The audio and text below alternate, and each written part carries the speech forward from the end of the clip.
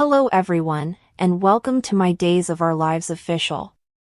I hope everyone is having a wonderful day. Before we begin, please hit the subscribe button and give this video a thumbs up. Brady was threatened by an armed Xander at the Titan headquarters. Fiona pretended to have a confession to make in an attempt to stop the approaching attack. Xander was furious and pondered what Fiona could say to make him not want to exact revenge on Brady. Raising the bat, Xander went back to Brady and pushed her to go. When Fiona disclosed that she and Brady had shared a bed, Xander froze. Fiona told Xander that she had been seeing an unidentified man, but he was disgusted and would not believe her. Xander spat that he had changed his mind, realizing that the man had been Brady. With a determination to kill rather than maim his nephew, he charged toward Brady and grabbed his shirt. Brady said that when they had initially met, he had been unaware of Fiona's identity. Fiona persisted that she and Brady had been two lost souls who had found solace in one another, despite Xander's objections. Furious, Xander made demands about whether Fiona had been drinking when she interacted with Brady and whether the affair had continued. "Did you tumble off the wagon and come up against this jerk?"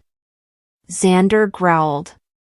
Fiona added that she and Brady had first met the evening of Xander's cancelled wedding, and Brady just acknowledged that both of them had been going through difficult times at the time of their meeting. Fiona responded to Xander's challenge to prove that she was blaming him by explaining that all she had wanted was for Xander to comprehend why he was unable to harm Brady. Xander sneered and inquired if Fiona felt anything for Brady. Fiona maintained that she didn't and asserted that she broke up with Brady after he admitted to hit and run Sarah. Brady was cautioned by Xander to avoid his family, and he promised not to stop until Brady made good on his debt. Brady was sacked by him, and he left the office brashly. Brady thanked Fiona for helping him out after Xander left. She, for her part, praised him for keeping her drinking secret when they first met. Fiona informed Brady that it would be better if they never saw each other again, professing to regret their actions. Maggie came home to the Kiriakis' estate, where she met Sarah. When she questioned Sarah about her meeting with Marlena, Sarah replied that she couldn't recall the driver's face. Maggie wondered where Xander had disappeared, figuring he must have been frustrated. Sarah said that Xander had been agitated and that she was unaware that he had left while she was in the restroom. While Sarah hoped Fiona might calm Xander down, she was concerned that Xander would not stop being angry until Brady was punished. Maggie urged Sarah to put her healing and her daughter's needs first, telling her that Xander was a grown man who still needed to acquire self-control over his feelings and desires. Sarah acknowledged Maggie's accuracy. Later, when Xander came home brandishing a bat, Sarah became intrigued. He revealed his plot to harm Brady, shocking her. When Xander admitted that his mother had stopped him by admitting to having a relationship with Brady, Sarah was even more taken aback. Alex paid Stephanie a visit at her residence. He expressed regret for being unable to make it to Everett's memorial, but Stephanie was understanding. He accepted her invitation to come in for a drink with gusto. Seated on the couch, Stephanie confided in Everett about her love for him, her dreams for their future, and her shame at not being able to ease his suffering. Since Stephanie was the whole package, Alex pushed her not to place the blame on herself and assured her that she would find love once more. After Stephanie thanked Alex for his help, he gave her a hug. They met eyes and shared a kiss as they withdrew. Alex applied the brakes, reminding Stephanie that she was in grief and that he was still getting over Teresa, as they collapsed back onto the couch and started making love. He didn't want to break their friendship because he thought Stephanie and he both needed a friend. Stephanie was astounded by how much Alex had evolved since moving to the area. Stephanie agreed with Alex when he described himself as new and hopefully improved.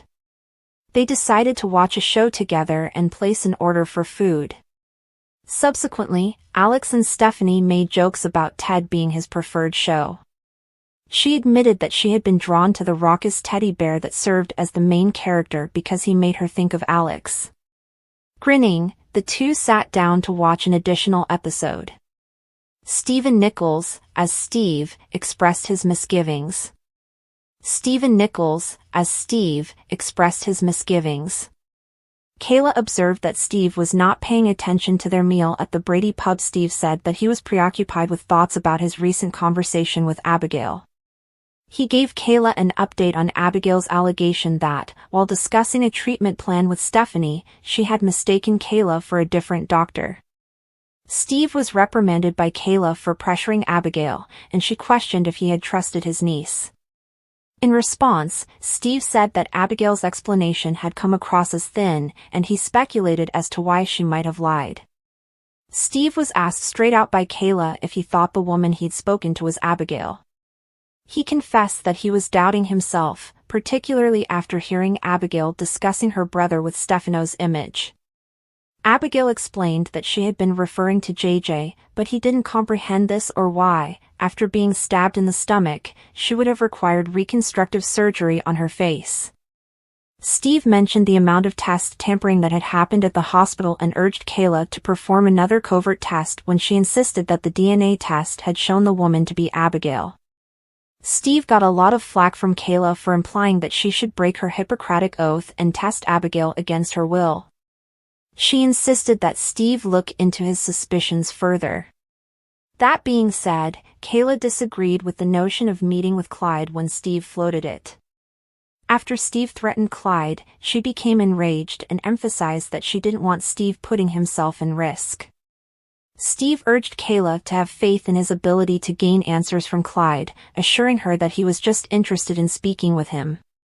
A stressed-out Abigail spoke with Mark on the phone at the DeMera estate, fearing that Steve was spying on her. When Chad got there, she had no choice but to hang up. When Chad asked Abigail about the call, she stumbled through an explanation that she had been attempting to place a sushi order. After acknowledging the explanation, Chad said he had dropped over to see how she was doing. Abigail questioned whether Stephanie had discussed their chat with Chad. Chad acknowledged that Abigail's apparent miscommunication over Kayla had left Stephanie perplexed. Abigail argued that she had been having problems remembering all the names and that she had mistaken Dr. Johnson for Dr. Johansson. Chad concurred that given that everyone had been attempting to shove 35 years of memories into your brain, it had to have been challenging for her. Although he assured her that Stephanie had understood, Abigail wasn't entirely convinced that her Uncle Steve had been equally understanding. Abigail made a joke about Steve having just one eye and was shocked when Chad added that Steve had wished to see Abigail with his own eyes. Putting her at ease, Chad chuckled gently and said he had never heard Abigail make a joke quite like that. Like Jennifer, he put Steve's seeming disbelief down to being overwhelmed. Abigail inquired as to Chad's level of overwhelm. In response, he said he had gotten the miracle I have been praying for every day since you left me, with sincerity. Abigail became obviously upset when Chad reassured her that his sole intentions were to love and comfort her. When Abigail questioned Chad about what was in the suitcase he had packed, he revealed that it contained their wedding album. Abigail persisted that she wanted to see the book, so he quickly added that he didn't want to put any pressure on her. As she paged through the album, Chad sat down with her and told her the story behind the pictures. After Abigail made the request, he started repeating their wedding vows, claiming to have them committed to memory. The phrase "a love like ours really does last a lifetime" was how he concluded the recitation. Abigail whispered that she had never heard someone say anything like that to her before, at least not that she could recall. She appeared to be really moved by Chad's remarks. Chad remembered that Julie had instructed him to kiss his bride as the vow recitation came to a close. Abigail and he exchanged looks. As they leaned in to kiss, Julie's call broke up their moment. Abigail was told by Chad that Charlotte needed him after awakening from a nightmare. When Abigail was by herself after their difficult and heartfelt farewell, she choked back a cry. Abigail said she was unsure of how long she could do this. Her expression shifted to one of worry and terror upon receiving a text. Clyde sent the text, which said, why haven't you escorted Chad back down the aisle yet? You are aware of what will occur if you don't.